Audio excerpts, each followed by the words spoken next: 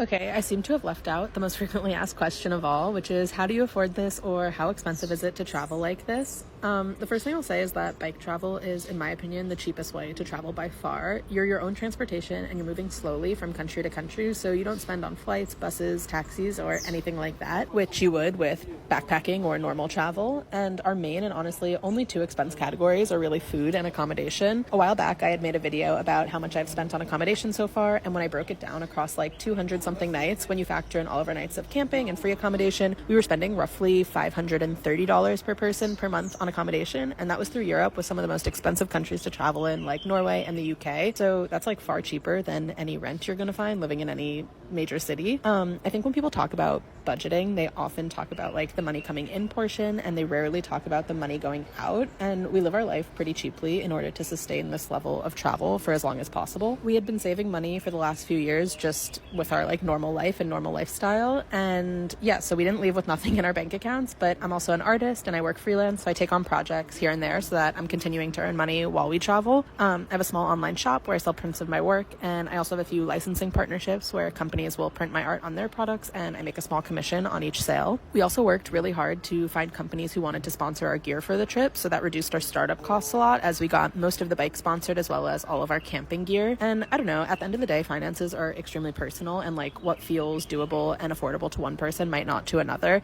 I know that I spend way less money living my life this way than I would if I lived in one place or worked a traditional job. I don't think people are ever like fully satisfied with the money question because it's so specific to you and how you want to travel and live your life.